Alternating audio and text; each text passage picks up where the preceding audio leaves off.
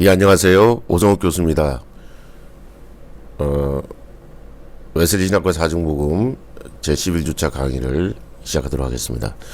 기도하겠습니다. 하나님 아버지 감사합니다. 저희들 하나님의 귀한 종들로 불러주시고 하나님이 선지학교에서 하나님 신학을 공부할 수 있는 이 귀한 기회를 허락하신 하나님 감사합니다. 저희들 하나님 특별히 이번 학기에 웨슬리 신학과 사중복음을 배웁니다. 우리가 하나님 이 학문을 잘 배워서 우리가 하나님 현장에 나가서 정말로 존 웨슬리처럼 우리가 하나님 힘있고 힘차게 우리가 사중복음을 외치며 하늘의 거룩한 복음으로 이 세상에 한 분 한 분의 가슴속을 물들이게 하여 주시옵소서. 사중복음의 능력을 경험하게 하시고 사중복음으로 부흥을 경험하는 귀한 역사 있게 하여 주시옵소서. 감사하고 예수님의 이름으로 기도했습니다. 아멘. 여러분 반갑습니다. 이제 오늘 강의는 지난주에 했던 그 강의에 이어서 하는데 지난주에 중생 성결까지 했죠. 근데 오늘 신유 재림을 할 것이고 그래서 사중복음에 대한 어떤 전체적인 윤곽을 다 그 잡았을 뿐만이 아니라 거의 그 중요한 사중복음의 중요한 어떤 문구 내지는 센텐스는 우리가 한번 외우는 그 정도를 한번 오늘 공부해 보도록 하겠습니다. 이미 제가 추석 연휴 기간에 올린 2개 동영상인데 그것은 제가 지금 목신원에서 강의를 하고 있습니다. 그 목신원에서도 했던 그 사중복음을 여러분 그냥 한번 참고로 올렸어요. 그 추석 주간에 어떤 분이 이제 혹시 잘못 올린 거 아니냐, 이건 목신원 건데 왜 올렸냐 그러는데 그냥 추석 기간에 우리 쉬는 거지만 그때 참고 동영상을 올렸으니까 그냥 여러분들이 보시면 그 오늘 사중복음 이해하는 거에 있어서 굉장히 유익하다고 봅니다. 그것은 조금 역사적인 어떤 그런 배경을 넣어서 제가 사중복음을 강의를 한 것이고요. 오늘은 저희들 그 기독교대한 성결교에서 출판했던 신앙고백서 2021년도 출판했던 신앙고백서에 나와 있는 아주 간추린 그런 사중복음에 관해서 지금 저희들이 공부하고 있습니다. 신앙고백서에 나오는 사중복음을 가급적이면 다 외웠으면 좋겠는데요. 다 외우는 건 좀 어렵다 그러면은 거기에 중요한 타이틀이 있습니다. 사중복음에 그 타이틀만큼은 우리가 외워서 그 흐름을 파악하는 그 정도까지는 갔으면 좋겠다라고 하는 것이 바로 제가 이번 그 슬라이드 사중복음 슬라이드 지난주와 이번 주에 나오는 이 슬라이드의 목적이 바로 그것입니다. 그래서 여러분들이 이 사중복음이라고 하는 것이 아까 기도처럼 정말로 이 사중복음을 통해서 우리 한국교회와 그리고 우리 기독교대한 성결교회가 다시 한번 뜨거운 부흥의 그 축복을 맞는 그런 역사가 있길 간절히 바랍니다. 현행 여러분 우리가 본인이 말하는 전도 폭발도 있고 기타 등등 좋은 복음전도 프로그램이 있습니다. 그런데 우리 교단은 사중복음이라는 게 있다는 걸 여러분 아시고요. 이걸 한번 여러분 사용했으면 좋겠습니다. 그래가지고 그 사중복음이 아직도 여전히 살아있는 복음, 여전히 그 성경에 나와 있는 복음서를 잘 요약한 그러한 복음인 것을 그 여러분들의 어떤 그 사중복음의 설교 내지는 전도 뭐 이런 걸 통해서 여러분들 확증해 주셨으면 좋겠습니다. 그런 의미에서 제가 지난주 이번 주 계속 이어서 강의를 지금 하고 있습니다. 자, 우리 지난주 거를 잠시 보면은 중생에 대해서 공부했죠. 중생은 어떤 겁니까? 여러 가지 많이 있지만 4가지로 이렇게 나누어서 이해할 수 있습니다. 중생은 뭡니까? 삼일체 하나님의 사역이에요. 그러면 영으로 하는 것이죠. 사람의 능력으로 하는 게 아니에요. 삼일체 하나님의 거룩한 성령께서 역사하시는 영으로서 하는 것입니다.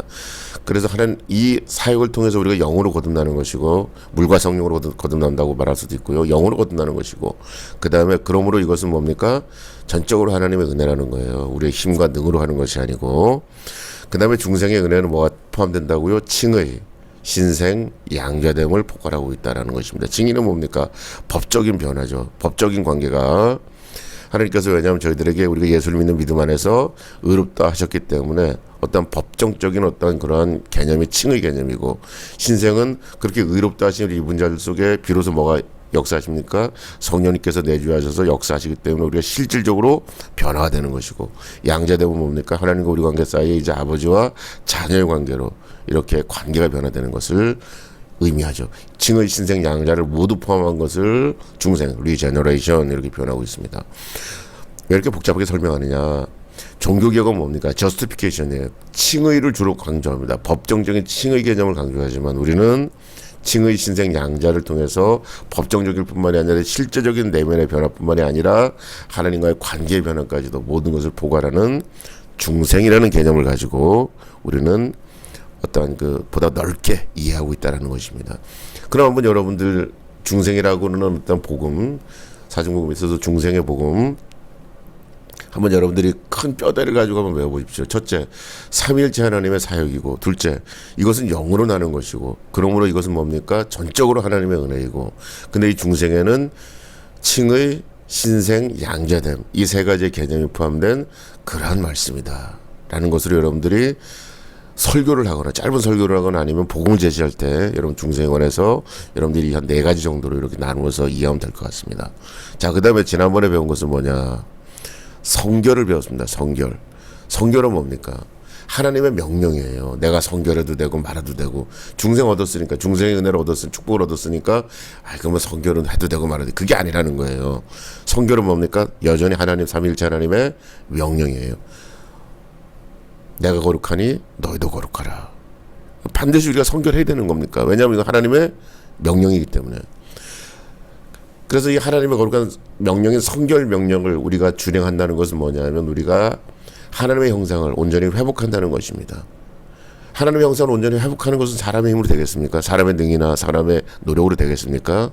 아닙니다. 성령님의 특별한 역사, 성령 세례를 통해서 우리는 비로소 뭡니까? 순간적으로 하나님의 형상에 이룰 수가 있습니다. 그러면은 성령 세례가 오기까지 가만히 기다리는가? 그것도 물론 나쁜 건 아니지만, 그러나 저희 성결교단에서는 성결에 이르기를 어떻게 돼요? 소망하고, 그 다음에 민스 오브 그레이스, 은총의 수단인, 예를 들어 뭐 기도하는 거, 말씀 보는 거, 그 다음에 우리가 성례례에 참여하는 거, 기타 등등, 이 하나님께서 우리에게 주신 은혜의 수단을 계속적으로 우리의 삶 가운데, 예배 가운데 우리가 그렇게 함으로 점진적으로 성결의 은혜에 우리가 뭡니까? 다다뤄가는 거죠. 그러다가 순간적으로 성령 세례에 힘입어서 우리가 성결로 쫙 고양되는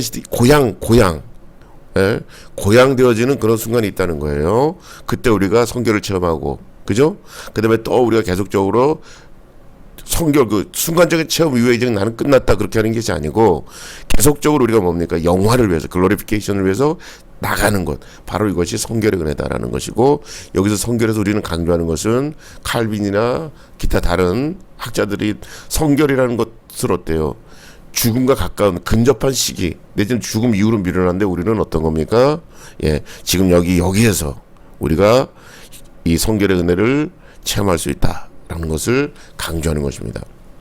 물론 여기 나와 있는 백슬라이딩, 넘어질 수 있어요. 다시 또 돌아갈 수가 있습니다. 그러나 우리가 또 회개하면서 다시 일어나면 되는 것이고, 그리고 어떻게 하면 되는 거예요? 다시 뭐냐면 일어나서 우리가 계속적으로 뭡니까? 민스 오브 그레이스로 점점점 우리가 거룩한 성결의 삶을 살다 보면 글로리피케이션까지도 나가고 있다라는 것을 여러분들이 이해하시면 될 것 같습니다. 그래서 백슬라이딩이 가능하다. 다시 말하면 성결의 은혜에서 우리가 실족할 수 있다 이거예요. 백슬라이딩은 실족, 이런 개념으로 이해하시면 될 것 같습니다. 자, 이것도 빨간 글씨로 하겠습니다. 좋습니다. 자, 그래서 한번 성결을 한번 외워봐요. 한번 외워봅시다. 자, 성결은 뭡니까? 삼위 하나님의 명령입니다.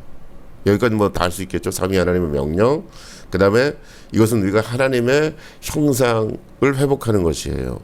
그 다음에 하나님의 형상 회복이 어려우니까 이것은 사람의 능으로 되는 게 아니고 오직 성령 세례로 가능하다는 거. 근데 성령 세례만 기다리냐? 그렇지 않고 우리가 뭐냐면 점진적인, 중생을 받은 이후에 점진적인 성화의 과정을 걸어가다가 어느 순간에 성령께서 역사하셔서 우리를 성결의 은혜로 우리를 고양시키는 거죠. 그래서 순간적인 체험이 가능하다. 그러므로 이것은 현재 지금 오늘 여기에서 우리가 경험할 수 있는 현재적 은혜다라고 하는 것입니다. 그러나 백슬라이딩이 가능하므로 늘 우리가 성결 체험을 하고 계속해서 우리가 성결하는 삶을 살아갈 때 글로리피케이션이라고 하는 영화를 향해서 우리는 계속해서 뭡니까? 성결한 삶을 살아가야 된다라고 하는 그런 메시지가 바로 우리의 성결의 메시지입니다. 그러니까 성결을 통해서 여러분들이 단 하나의 강조를 하라 뭡니까? 성령 세례 받자, 이렇게 나가야 되는 거죠. 이해할 수 있겠습니까? 예. 자, 그러면 이제 오늘은 신유 재림에 대해서 여러분 공부하도록 하겠습니다. 신유 재림은 뭐냐? 조금 내려가서 보겠습니다. 신유는 일단 큰 어떤 그림, 큰 어떤 구도를 보도록 하겠습니다. 신유는 뭐냐면 삼위일체 하나님의 전인치유입니다. 삼위 하나님의 전인치유다. 두 번째, 신유는 예수 그리스도의 주요한 사역이다라는 거예요. 그 다음에 신유는 하나님의 창조 세계를 회복하는 것이고, 그 다음에 또한 신유는 우리 기도를 통해서 우리의 몸의 병을 낫게 하는 것이 바로 신유다라는 것을 이 네 가지 어떤 개념으로 신유를 여러분이 정리하면 될 것 같습니다. 자, 첫 번째 신유는 뭐라고요? 하나님의 전인치유, 그 다음에 예수님의 주요한 사역, 그 다음에 하나님의 창조 세계에 대한 회복, 그 다음에 우리의 몸의 병을 낫게 하는 것. 이것이 바로 신유다라고 여러분들이 기억하면 될 것 같습니다. 다시 한번 합니다. 신유는 뭡니까? 전인치유. 두 번째, 예수님의 주요 사역. 세 번째, 창조 세계의 회복. 그 다음 네 번째, 기도를 통해서 우리 몸이 낫게 되는 것. 바로 이것이 우리 기독교 대한성결교회 사중복음 신유의 복음에서 말하는 네 가지의 중요한 개념입니다. 자, 그럼 이거는 조금 더 세부적으로 하나, 둘, 셋, 네 개에 관련된 그런 세부적인 어떤 내용을 조금 보도록 하겠습니다. 자, 신유는 뭡니까? 삼위 하나님의 전인치유입니다라고 하는 큰 타이틀 안에서, 자, 삼위 하나님은 치유하시는 하나님이라는 거예요. 디바인 힐링의 하나님이라는 거예요. 특별히 성부는 뭡니까? 라파잖아요. 여호와 라파. 치료하시는 하나님이십니다. 그 다음에 성자는 뭡니까? 치료하시는 메시아로서 귀신을 내어쫓고 병을 고치시며 우리의 치료를 위한 중보자가 되십니다.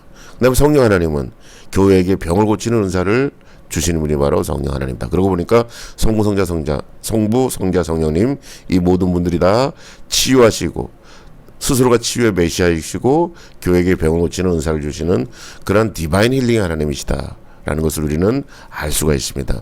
삼위 하나님은 질병의 원인인 인간 심령의 완악함, 사단의 거짓 역사의 유혹, 그 다음에 환경적인 요인의 굴복함으로써 발생되는 모든 죄를 동원하시고 전인적인 치유와 구원의 역사를 펼치십니다 라는 것으로 이제 삼위 하나님께서 역사하시는 역사들을 정리했습니다. 그러니까 삼위 하나님의 치유하시는 하나님, 삼위 하나님은 질병의 원인은 인간의 심령의 완악함, 또 사단의 어떤 거짓의 역사잖아요. 거기에 유혹당함, 그리고 환경적인 또 요인이 있단 말이에요. 거기에 굴복당하는, 그러므로 발생되는 모든 죄를 동반하시고 그 어떤 전인적인 치유와 구원의 역사를 펼치시는 그러한 바로 분이 삼위 하나님이시고, 신유는 그래서 삼위 하나님의 전인 치유다, 이렇게 우리 사중복음의 치유 개념을 설명하고 있습니다. 두 번째로 예수 그리스도의 주요한 사역이 바로 치유의 사역인데, 신유 사역인데, 여러분 성경을 보시면 예수님께서는 많은 그 사람들을 가르쳤고 말씀을 선포했습니다. 뿐만 아니라 꼭 말씀 선포와 가르침에 뭐가 꼭 들어가요? 신유의 역사, 치료의 역사가 나타나지 않습니까?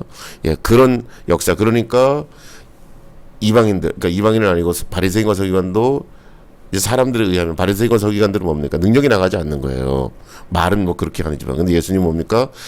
권세 있는 교훈이다라고 사람들은 그렇게 예수님의 가르침을 표현하고 있어요. 거기서 뭐냐면 가르침에서 끝나는 것이 아니라, 설교에서 끝나는 것이 아니라 그 말씀은 뭐를 일으킵니까? 기적을 일으키는 것이고 신유를 일으키다 이 말이에요. 그래가지고 신유라고 하는 것은 우리 예수님의 중요한 사역 중의 하나로 신약성경은 잘 그려내고 있습니다.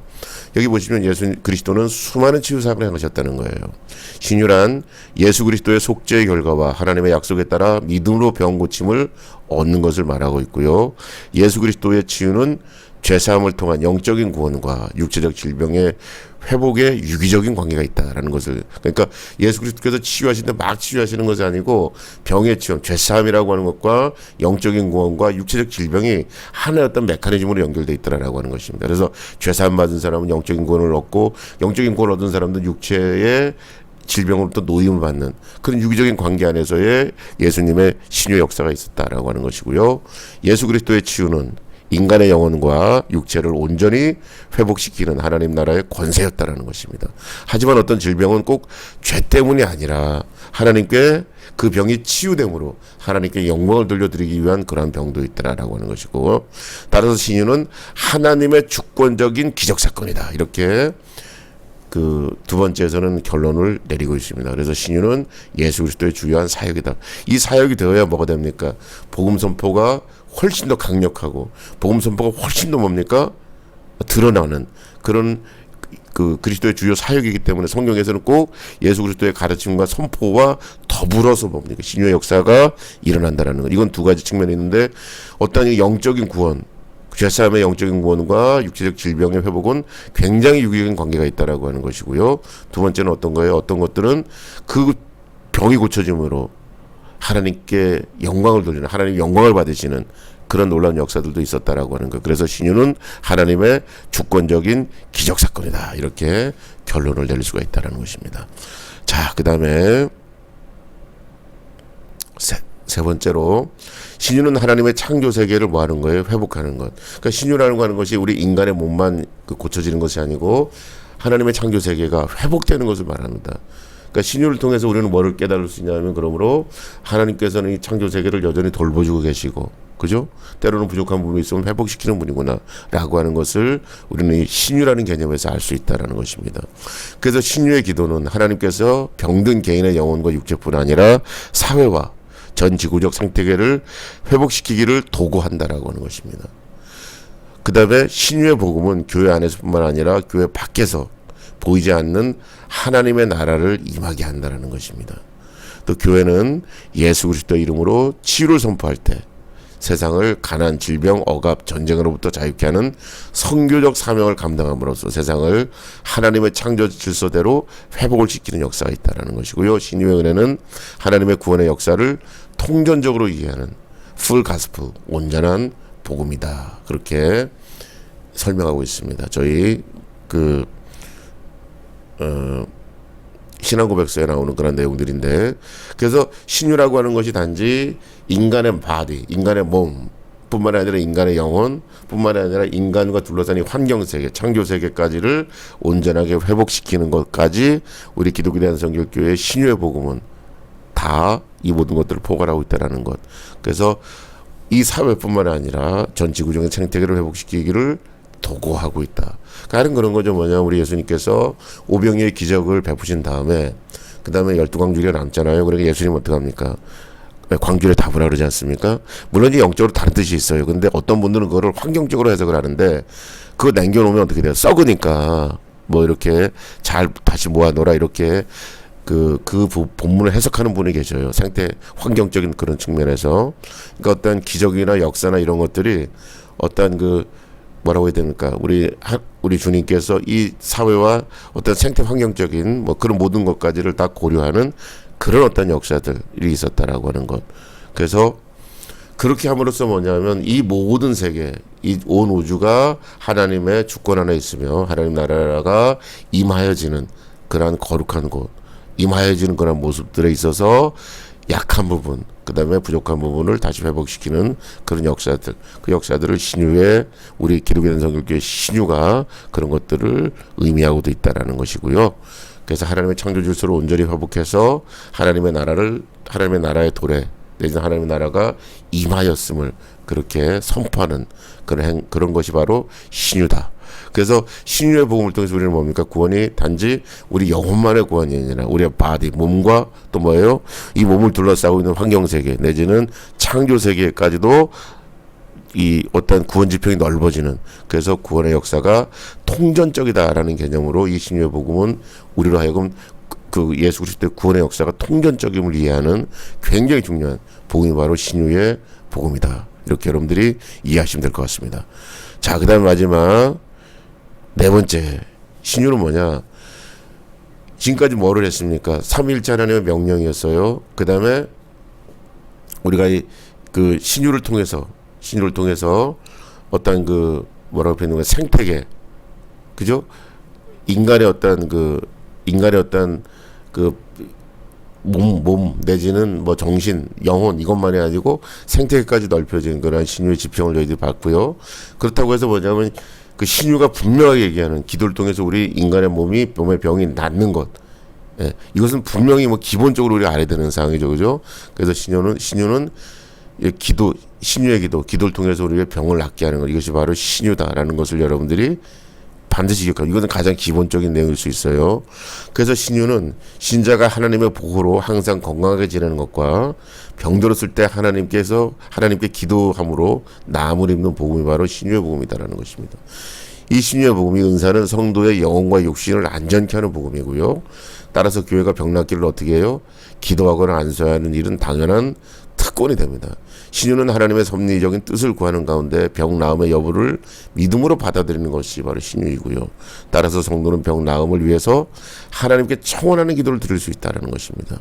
그리고 예수 그리스도의 십자가의 대속의 은총을 믿음으로 고백하는 자에게 구원의 선물이 주어지듯 성도는 예수 그리스도를 믿음으로써 질병으로부터 건짐을 받을 수 있다라는 것입니다. 죄로부터 건짐을 받을 수 있지만 또한 우리가 질병으로부터의 건짐을 받을 수가 있다라는 것이 신유의 복음이에요. 그러나 신유를 믿는다고 해서 의학을 부인하는 것은 아니다라는 것이 바로 저희 기독에 대한 성길교회의 신유에 대한 그런 입장입니다. 그래서 기도해서 병을 낫게 되는데 이것은 또 병에서만 낫는 것만 더 신유가 아니고 이 우리 몸의 바디에 병을 낫는 그 문제는 우리 몸이 병에 들지 않는 것도 우리가 또 신유다라고 얘기합니다. 좀 소극적인 의미에서. 그 다음에 그러므로 이 신유의 은사는 우리의 영과 육신을 안정케 하는 복음이고 당연히 그러면서 교회는 병 낫기를 기도해야 되는 것이고 그러니까 교회가 힐링 캠프가 되는 거죠. 그죠? 신유는 하나님의 섭리적인 뜻을 구하는 가운데 병 나음의 여부를 믿음으로 받아들이는 것이 신유고 그 다음에 또 청원하는 기도를 드릴 수도 있고요. 그 다음에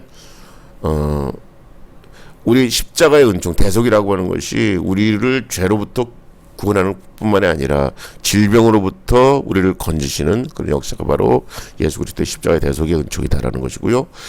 그렇다고 해서 뭡니까? 신유를 믿는다 그래가지고 병원도 안 가고 의학을 부인하고 이런 건 아니라는 거예요. 저희는 의학을 쓰면서 병원에 다니면서 또한 하나님의 강력한 치유를 기다립니다. 의사의 손을 통해서 약을 통해서도 하나님은 역사할 수 간접적으로 역사할 수 있으니까 다 우리가 그런 것들을 인정한다라는 것입니다.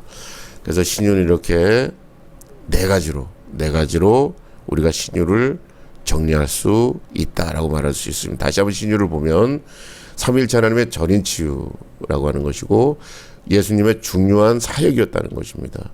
말씀 선포, 가르침 이런 것만 더불어서 굉장히 중요한 사역이었고 창조 세계를 회복하는 것이고 기도를 통해서 우리의 몸의 병이 낫는 것을 의미한다. 이것이 바로 신유의 복음이다라는 것을 여러분들이 기억했으면 좋겠습니다. 자, 그 다음에 재림의 복음이에요. 재림의 복음. 자, 재림도 여러분 네 가지로 나눌 수 있는데요. 실제로 이제 저기에는 저희들의 신앙 고백서는 네 가지로 안 나와 있을 거예요. 근데 제가 여러분 지금까지 쭉 어떠한 4로 이렇게 맞추기 위해서 조금 나눠봤습니다. 재림은 삼위 하나님의 통치입니다. 두 번째, 예수 그리스도는 재림하십니다. 예수 그리스도의 재림이에요. 재림의 시기는 알지 못해요. 그리고 재림은 성도들을 그리스도의 순결한 신부로 예비시킨다라는 것이 중요하고 하나님의 통치라는 개념이 중요하죠. 여기서는 통치니까 뭐냐면 이건 저스티스, 하나님의 의를 세우는, 의의 나라를 세우는 그런 어떤 재림에 대한 기대가 되는 것입니다. 자, 재림은 뭐예요? 삼위 하나님의 통치이고 예수 그리스도께서 재림하시는 것이고 승천하신 그대로 재림하시는 거예요. 근데 재림의 시기는 알 수가 없어요. 그죠? 이거 재림의 시기를 안다고 하는 사람은 시한부종말론이에요. 재림의 시기는 오직 하나님의 소관입니다. 우리는 어떻게 하는 거예요? 그 재림을 기대하며 그리스도의 순결한 신부로 우리가 단장하는 것. 이것이 바로 재림의 복음이 의도하는 그런 중요한 네 가지의 테마다라고 여러분들이 이해하시면 될 것 같습니다. 자, 여기 보시면 그럼 하나하나씩 조금 살펴보도록 하겠습니다. 재림은 삼위 하나님의 통치다라고 얘기했을 때 무슨 말씀이냐? 이 말씀은 자, 성부 하나님이 오시는 것은 하나님의 통치입니다. 당신이 이 땅에 오신다라고 하는 것은 그 개념은 하나님이 이 땅을 다스리고 통치하기 위함이죠. 그 오신다는 개념 속에 하나님의 통치가 거기에 뭐냐면 내포되어 있는 것입니다. 성자 하나님의 오심은 이미 하나님의 나라가 시작되었다라는 뜻이고 그러나 아직은 아니다라는 뜻이고요. 성령 하나님은 오순절날에 어떻게 됐어요? 오순절날에 성령을 부어주심으로 말미암아서 마지막 때가 시작되었음을 확증하셨다는 겁니다. 그러니까 삼위 하나님의 통치며 삼위 하나님의 뭡니까? 역사이며 삼위 하나님의 확증이 되는 거예요. 그러니까 재림이라고 하는 것은. 그 재림은 부활승천하신 예수께서 하늘로 올라가신 그대로 다시 오시는 것을 말씀하시고 있고요. 재림하신 예수 그리스도는 왕으로서 모든 통치, 권세, 능력을 멸하시고 나라를 하나님께 바치는 겁니다. 이 나라를. 따라서 재림하신 주님은 하나님의 통치를 완성하고 동시에 이 완성과 더불어 또 다른 차원 새하늘과 새 땅을 향해 나아가는 어떤 그런 그 계기 내지는 그런 어떤 하나님의 어떤 그 구원 계획의 큰 한 부분을 차지하는 거죠. 하나님의 통치 안에서 예수 그리스도에게 속한 성도는 부활하신 예수 그리스도께서 재림하실 때 새 생명을 얻게 되죠. 그래서 죽어 있는 성도들의 부활하고, 예, 그래서 다시 그 재림하실 때 어떻게 해요? 이중 재림이잖아요. 어떻게 재림하세요? 공중 재림할 때 같이 올라가서 하나님 예수님과 함께 천국 잔치를 맛보시다가 7년 대환란이 끝난 다음에 영광스럽게 우리 예수님과 함께 이 땅에서 뭡니까? 예, 천년 동안 평화의 나라, 천년 왕국을 구가하죠. 네, 그런 어떤 큰 그 은혜, 역사 내지는 그런 특권 그런 것들이 주어지죠. 자, 이런 얘기가 나오는데 중요한 것은 뭐냐면 첫 번째 재림은 삼위 하나님의 통치시다라는 거예요. 통치시다. 하나님의 오심이고 성자 예수님께서는 뭡니까? 이미 오셨지만 아직은 아닌 성령 하나님이 오순절 날에 확증하셨고, 그죠? 네. 그래서 재림하신 예수 그리스도는 왕으로서 모든 통치 권세, 그죠? 그 다음에 이 땅의 어떤 정사 권세를 그 발 아래 멸하시고 이 나라를 온전히 하나님께 다 드리는 그런 분이시죠. 재림하신 주님은 하나님의 통치를 완성하시면서 새하늘과 새 땅으로 나가는 새로운 뭡니까? 시대를 열어가는 그런 바로 주님이 바로 재림의 주가 된다라는 것. 중요한 것은 재림은 삼위 하나님의 그러므로 큰 의미에서 통치이시다라고 여러분들이 이해하시면 좋을 것 같습니다. 그 다음에 재림은 두 번째로 예수 그리스도께서 재림하시는 거예요. 그러니까 예수 그리스도는 재림에 관해서 속히 오신다고 하셨습니다. 초림의 목적은 인류의 죄를 대속하기 위함이고 재림의 목적은 그 초림에 처음 오셔서 죄를 대속해서 십자가에 달려 돌아가셨잖아요. 그 대속의 은총을 믿고, 예, 그리스도의 거룩한 어떤 그 바디 오브 크라이스트, 그러니까 뭐냐면 교회로 모여서 하나님을 믿고 그리스도를 찬양하는 그러한 성도들을 우리 주님께서 맞이하기 위해서 재림은 이제 이루어진다. 그래서 재림의 목적은 구원받은 성도들을 맞이하려고. 구원받은 성도가 뭡니까? 결국은 교회잖아요. 교회를 맞이하기 위해서고. 근데 우리 예수님께서는 어떻게 오셔요? 승천한 몸 그대로 영광 중에 다시 오실 것이고요. 따라서 예수 그리스도의 재림은 모든 성도의 소망이 되는 거죠. 여러분. 그 다음에 성도뿐만 아니라 이 재림은 어떻게 돼요? 피조물도 고대한다는 겁니다. 재림 역시 어떤 겁니까? 이 피조물, 온 피조물, 온 우주가 그리스도의 재림을 고대하고 있다는 것이고, 이것은 하나님의 구원 경륜의 성취예요. 굉장히 중요한 성취이죠. 재림은 천년시대 이전에 이루어지고, 그래서 우리는 전천년세라고 주님과 함께 이 땅을 천년을 통치하는 그 일에 우리가 참여를 하게 되는 거죠. 재림의 주는 공중에서 오셔서 교인들을 영접하고 계시고, 그다가 7년 대환란이 끝나면 이 땅에 내려오셔서 천년 왕국을 시작하는 그런 어떠한 성경의 말씀이 있습니다. 구원받은 교인들은 휴거되어서 어린 양 혼인잔치에 참여하게 되고, 심판주가 교인들과 함께 지상에 강림하시면서 거짓 그리스도는 멸망하고 천년 왕국이 건설된다, 시작된다 라는 것이 바로 예수 그리스도의 재림이다라고 하는 그 항목에 들어가는 전반적인 내용입니다. 자, 그 다음에 세 번째 재림은 뭐냐면 시기는 알지 못한다는 거예요. 이 때는 하나님의 소관입니다. 그래서 예수 그리스도는 언제 재림하실지 아무도 모릅니다. 그 시기와 때는 하나님께서 숨겨놓으셨습니다. 성경은 예수 그리스도의 재림이 도적같이 혹은 임산부의 산기같이 갑자기 부주중에 올 것을 그렇게 경고하고 있습니다. 분명한 것은 뭐냐면 예수 그리스도는 성경의 증언대로 다시 오신다는 거예요. 예수 그리스도의 재림을 고대하는 성도는 재림의 징조를 그래서 잘 분별해야 합니다. 재림의 징조는 거짓 그리스도와 적 그리스도의 출현, 난리와 난리의 소문, 전쟁과 기근, 그리스도인들을 향한 박해, 그리고 불법이 성행하고 사랑이 식어지고 복음이 온 세상에 전파되어지는 그런 어떤 영적인 징조들을 잘 보시고 이때가 재림의 때다라고 하는 것을 기독교인들은 뭡니까? 시대를 분별해야 된다라는 것입니다. 시기는 알지 못해요. 언젠지. 그러나 그 시대는 분별해야 된다라는 것을 여러분들이 꼭 기억하시기 바랍니다.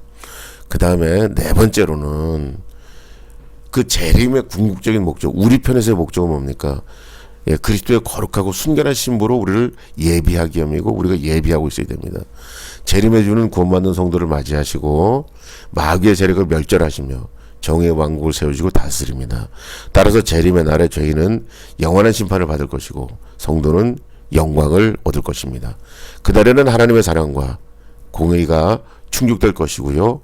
따라서 재림의 복음은 성도에게 신앙생활의 요소이고 소망이고 경성이 되는 겁니다.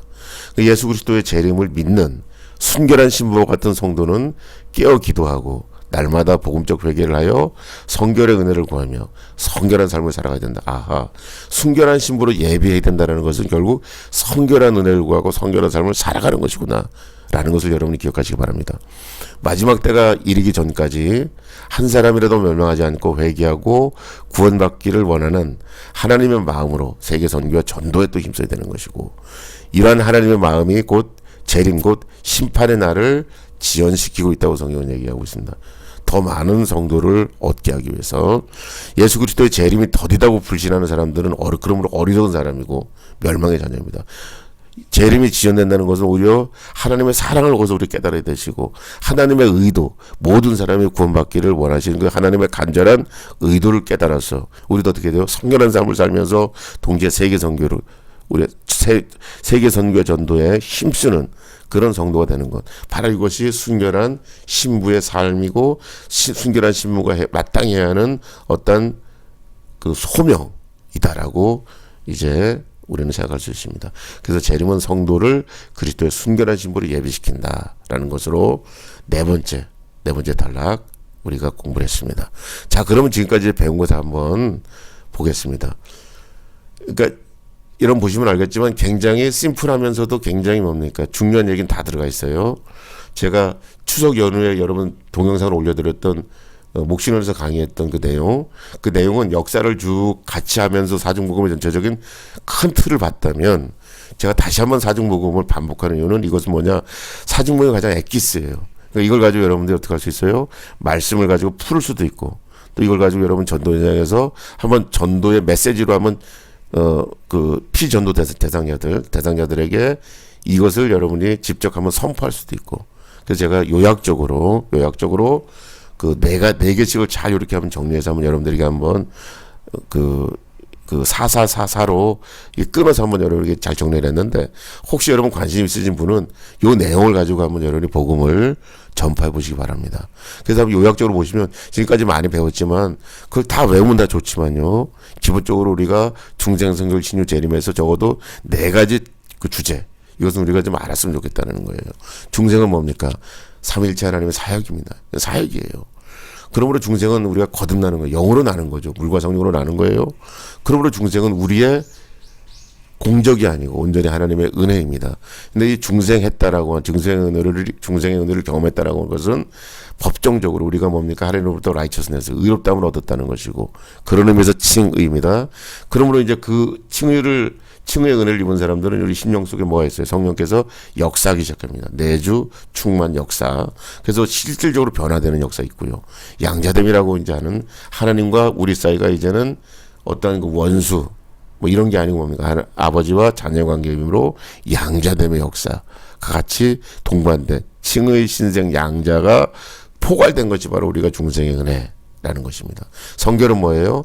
이건 명령입니다. 우리가 중생의 은혜 받으면 되지 무슨 또 성결의 은혜가 필요해요? 이렇게 하지만 아닙니다.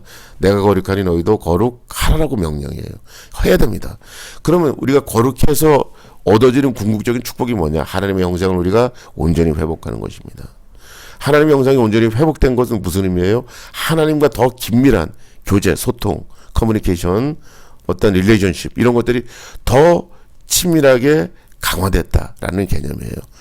여러분 가장 원하는 게 뭐예요? 여러분 우리 목회자로서 물론 좋은 차를 하나님께서 주시면 너무 감사하죠. 좋은 집도 감사하고 또 1등하는 것도 좋고 유학 가서 박사 받는 것도 좋고, 그러나 여러분 그런 게 다 우리에게 주어지지 않더라도 하나님과 내가 지금 아버지와 자녀로 지금 온전하게 친밀하게 그 관계 가운데 지금 내가 여기 있다면 여기가 뭡니까? 하늘나라잖아요.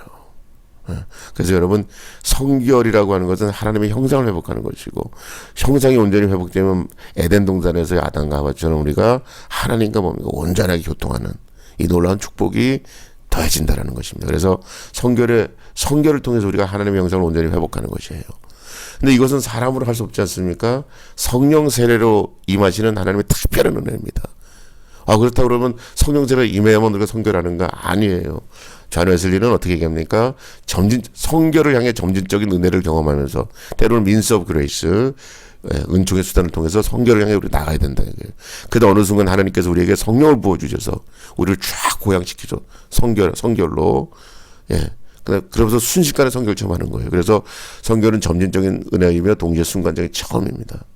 그래서 우리가 지금 여기에서 경험할 수 있는 그런 은혜다라는 것이고 신유는 뭡니까? 신유도 뭡니까? 삼위 하나님의 전인 치유라는 거예요. 우리의 몸만 치료하는 게 전인 치유고 바로 이 전인 치유로서의 신유를 예수 그리스도께서는 그 당신의 사역의 중요한 요소로 그렇게 사용하시죠. 그래서 신유 사역을 단지 하나의 독립적인 사역이 아니라 영혼이 뭡니까?